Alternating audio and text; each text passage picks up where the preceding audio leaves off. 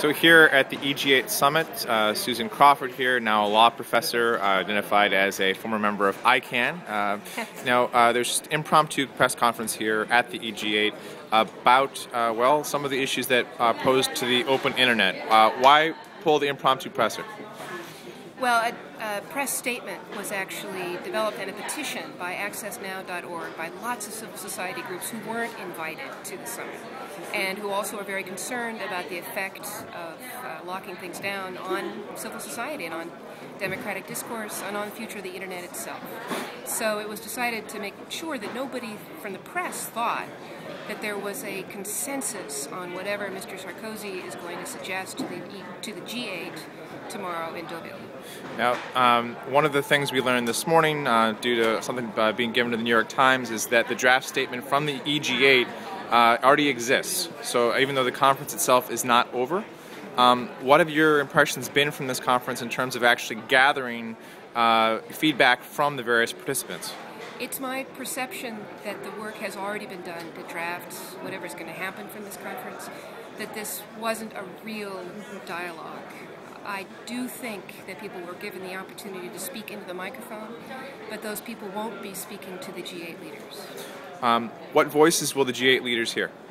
It's quite likely that they'll hear from very large companies and from other governments, and not from civil society. What's at risk right now? What's at risk is the future of the internet, whether it continues to be a distributed, open platform for innovation, economic growth, democratic discourse, participation by all peoples of the world, or whether it becomes a balkanized, taxed, blocked, controlled broadcast media, which is what many incumbents would like to see. How close are we to that happening? Luckily, we have a long way to go because the people who use the internet will continue to fight back with everything they've got. Okay. Do you think that the people who are in power are listening to those people on the internet? I think some are. I think when you listen to Nellie Kroes or some other Australian regulators, there are lots of people who understand how the internet has changed everything. When more of those people are in power, we'll get more of a sense of dialogue. Okay. And what can the average citizen, small business owners, entrepreneur, or other concerned citizen of the net do in a context like this? Start local. Hold your local politicians accountable for understanding the importance of an open internet.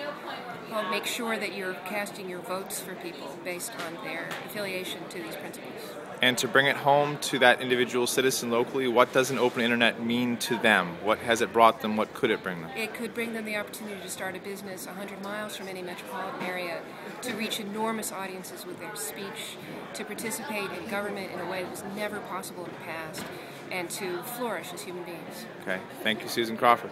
You're welcome.